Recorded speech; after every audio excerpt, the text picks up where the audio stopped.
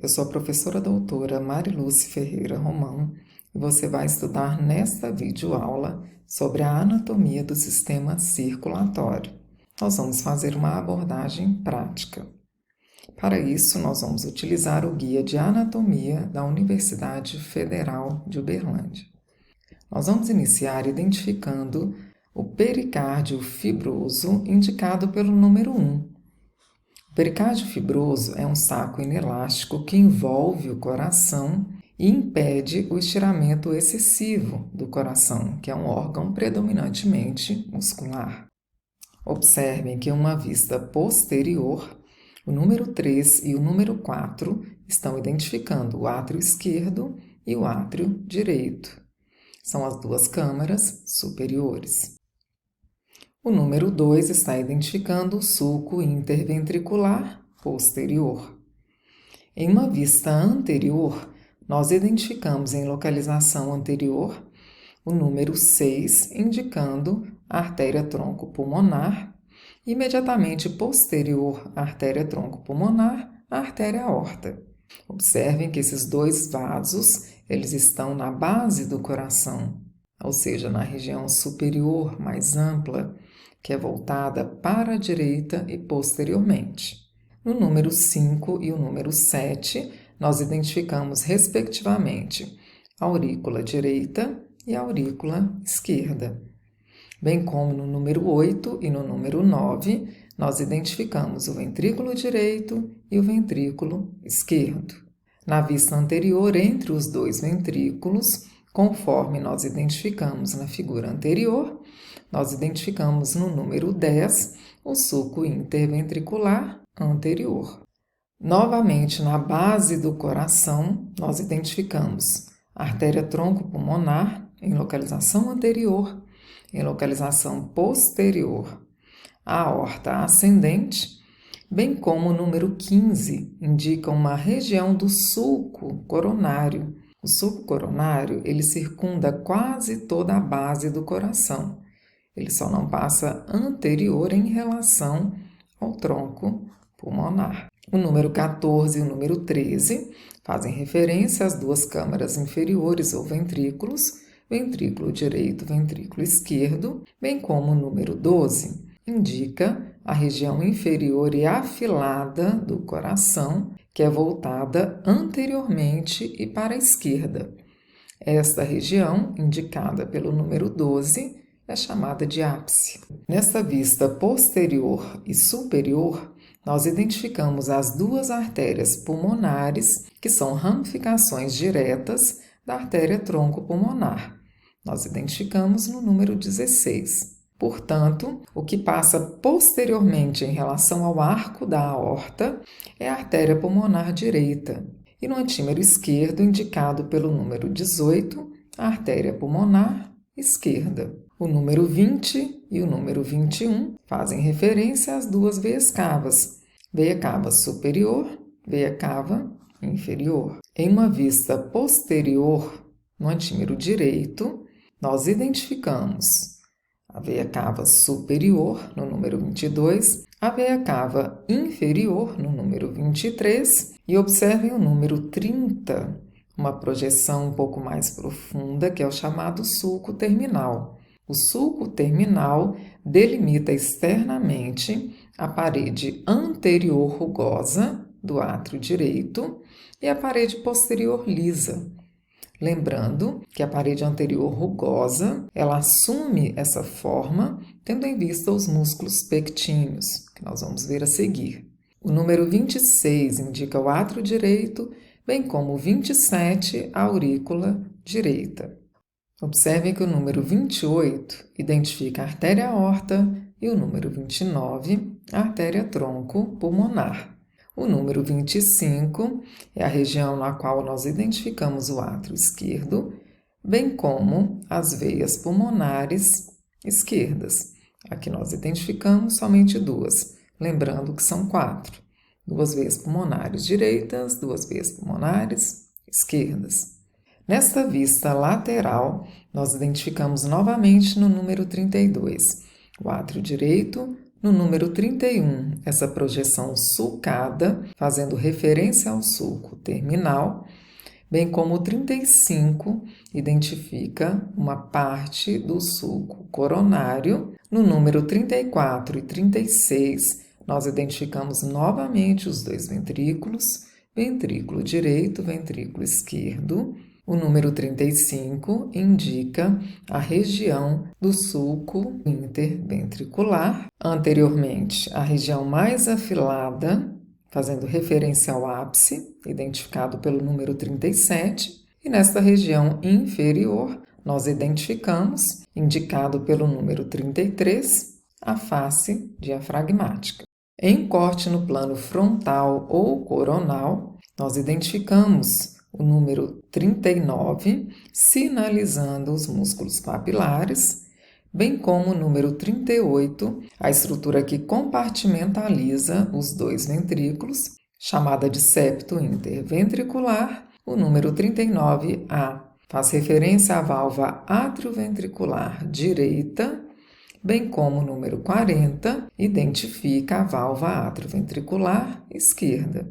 O número 42 indica as irregularidades projetadas a partir do miocárdio, que são chamadas de trabéculas cárneas, bem como o número 41 indica o músculo papilar anterior. Em um corte no plano frontal ou coronal, evidenciando a região do átrio direito, nós identificamos no número 44 o septo interatrial, bem como 43, destacando a parede anterior do átrio direito, exatamente com as projeções rugosas que nós identificamos como músculos pectíneos. O número 45 identifica novamente o septo interventricular e o número 46 indica os músculos papilares no ventrículo esquerdo.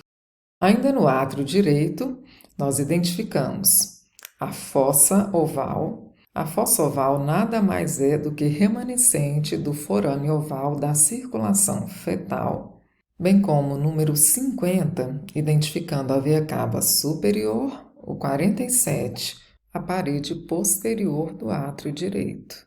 No número 56, nós identificamos a fossa oval, bem como no número 55, um pouco mais nítida. O número 54 identifica a aorta, bem como o número 52, os músculos pectíneos, e o 53, a crista terminal. A crista terminal delimita a parede anterior rugosa da parede posterior lisa do átrio direito, quando nós fazemos uma identificação profunda. Quando a identificação é superficial, nós identificamos o sulco terminal, que nós já vimos anteriormente. Nesta vista superior, nós evidenciamos a diferença de espessura do número 58, que está indicando o miocárdio do ventrículo direito, bem como o número 57, que está identificando o miocárdio do ventrículo esquerdo. Observem que o número 59 faz referência ao que envolve intimamente o coração, tendo em vista o pericárdio seroso, especificamente a lâmina visceral do pericárdio seroso ou epicárdio. O número 62 e o número 63, respectivamente, identificam os primeiros ramos da aorta, que são as artérias coronárias. Artéria coronária direita, artéria coronária esquerda. O número 60 identifica a válvula atrioventricular esquerda e o número 61 identifica a válvula atrioventricular direita. Lembrando que a função valvular é essencial para que o fluxo de sangue seja unidirecional. O número 64 identifica a válvula aórtica e o número 65 a válvula do tronco pulmonar. Na sequência, nós vamos fazer uma dissecção de um coração de suíno, embora o nosso contexto seja o estudo do coração humano. Nós vamos agora observar um coração de suíno, fazendo a dissecção na sequência. O coração do suíno é muito semelhante ao coração humano, Por essa razão, nós estamos aproveitando essa observação, tendo em vista essa aula que tem como temática o estudo da anatomia interna e externa do coração humano. Então vamos lá. O coração do suíno ele também apresenta uma forma cônica, uma região ampla superior e uma região inferior afilada, na qual nós identificamos o ápice. O coração do suíno também é envolvido pelo pericárdio, por fora o pericárdio fibroso, por dentro a lâmina parietal do pericárdio seroso, na sequência a cavidade pericárdica e intimamente aderido à víscera, a lâmina visceral do pericárdio seroso. Seguindo a estratificação da parede cardíaca, nós vamos agora iniciar a nossa dissecção para identificarmos o miocárdio. O miocárdio é encontrado imediatamente profundo à lâmina visceral do pericárdio seroso ou epicárdio. Nós vamos fazer um corte no plano frontal ou coronal, iniciando na região inferior do ápice. Observem que nós vamos iniciando a secção na borda ou face lateral direita, onde o bisturi vai encontrando uma maior resistência é exatamente no miocárdio. E quando nós observamos que essa resistência ela vai diminuindo, quer dizer que nós chegamos na cavidade cardíaca. Se nós chegamos na cavidade cardíaca, inferiormente, nós estamos então alcançando o espaço interno do ventrículo direito e superiormente até onde nós fizemos a dissecção, que realmente foi a nossa intenção, o espaço que nós identificamos no átrio direito. Nós vamos fazer a mesma secção no antímero esquerdo. Observem que à medida que nós vamos aqui penetrando no espaço interno, a resistência é um pouco maior, isso é bem notório para nós que estamos fazendo a dissecção. Isso acontece ao nível do ventrículo esquerdo, tendo em vista o músculo cardíaco, ou seja, o miocárdio no ventrículo esquerdo, tem uma espessura maior.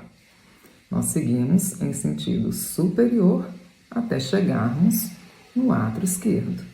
Portanto, nesta região superior onde eu estou com o bisturi, o espaço interno é da cavidade do átrio esquerdo, e nesta região inferior, onde eu citei uma maior resistência do músculo cardíaco, quando nós vencemos essa resistência, quer dizer que nós já alcançamos a cavidade do ventrículo esquerdo.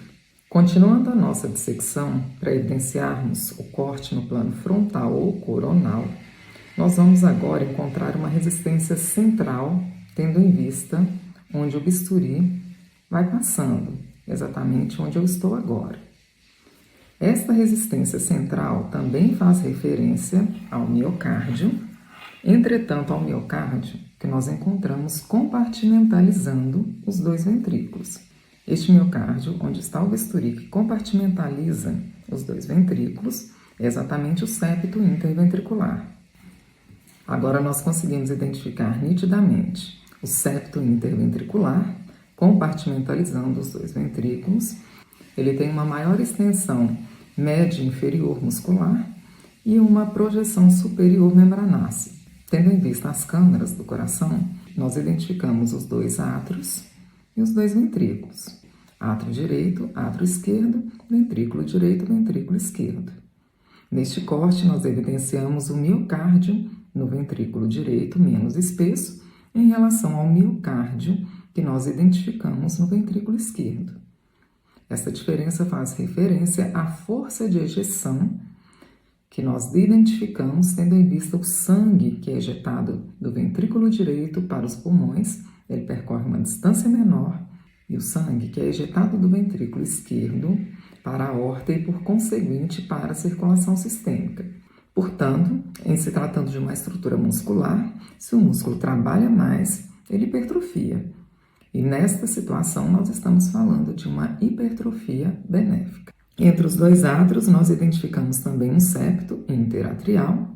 Neste coração de suíno, que é bem menorzinho, nós identificamos a válvula atrioventricular esquerda, bicúspide ou mitral, entre o átrio esquerdo e o ventrículo esquerdo, e nesta região pouco evidenciada, a válvula atrioventricular direita ou tricúspide. Observem que essa estrutura mais escura que está condensada é sangue. Então, nós fizemos a dissecção aqui, portanto, a dissecção está íntegra no que nós encontramos internamente. Observem que, uma vez identificada a válvula atrioventricular esquerda, nós conseguimos identificar as cordas tendíneas, que estão fixadas às válvulas e, por sua vez, aos músculos papilares. Lembrando que na parede ventricular, nós encontramos as trabéculas cárneas, que são irregularidades do miocárdio, e nos átrios nós encontramos os músculos pectíneos.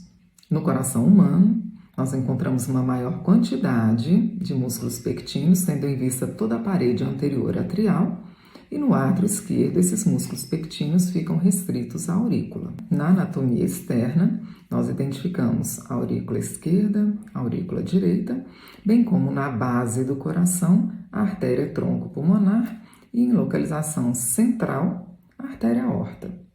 Lembrando que o sangue chega também ao átrio direito através de 3 veias, a veia cava superior, veia cava inferior e o seio coronário, que drena o sangue da circulação própria do coração, e esse sangue retorna para o coração através de 4 veias, desembocando no átrio esquerdo, saturado em oxigênio.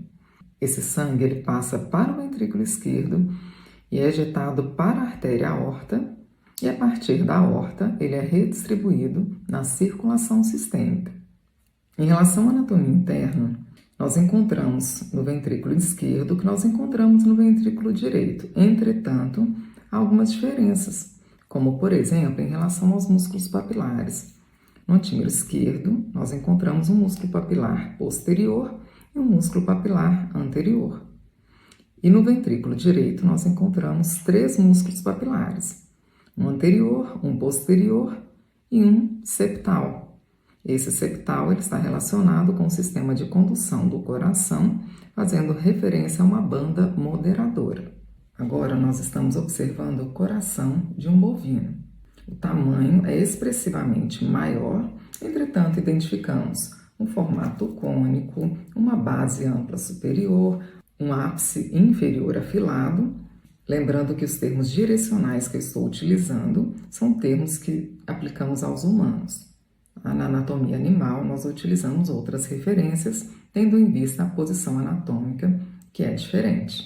Tendo em vista o tamanho do coração do bovino, nós somos beneficiados em algumas observações, como, por exemplo, uma vez identificadas as 2 câmaras superiores, átrio direito, átrio esquerdo, e os 2 ventrículos inferiores, ventrículo direito, ventrículo esquerdo, nós identificamos o sulco coronário, compartimentalizando essas câmaras. Lembrando que o sulco coronário, ele não passa anterior ao tronco pulmonar. Então, esse sulco coronário é uma região importante que vai alojar a vascularização, por exemplo, bem como o sulco interventricular anterior e, posteriormente, o sulco interventricular posterior, evidenciado ainda o sulco coronário. Observem que aqui nós conseguimos ter uma visualização exata da projeção sulcada, na qual nós identificamos um preenchimento vascular. Na anatomia interna, nós conseguimos evidenciar com muita clareza o miocárdio mais espesso neste ventrículo esquerdo. Compartimentalizando os 2 ventrículos, eu identifico o septo interventricular, exatamente onde eu estou sinalizando com a pinça as irregularidades na parede ventricular, fazendo referência às trabéculas cárneas, que nada mais são do que projeções a partir do miocárdio revestidas por endocárdio. Nós observamos nitidamente os músculos papilares, que são fixados às cordas tendíneas, e essas cordas tendíneas, por sua vez, estão fixadas à válvula atrioventricular. Neste antímero, nós estamos identificando a válvula atrioventricular esquerda ou mitral. Lembrando que, se no antímero esquerdo nós identificamos um músculo papilar anterior e um músculo papilar posterior, nós identificamos aqui 2 cúspides, ou seja, 2 válvulas, por isso, bicúspide. No antímero direito, nós temos 3 músculos papilares, o anterior, o posterior e o septal. um que está relacionado com a parede posterior, outro com a parede anterior e o músculo papilar septal. E assim, nós finalizamos o nosso estudo sobre o coração humano. Nós utilizamos no primeiro momento um coração humano, utilizando imagens do Guia de Anatomia da Universidade Federal de Uberlândia, o Asclepio. No segundo momento, nós observamos o coração de um suíno e no terceiro momento, nós observamos um coração de um bovino. Bons estudos e até a próxima!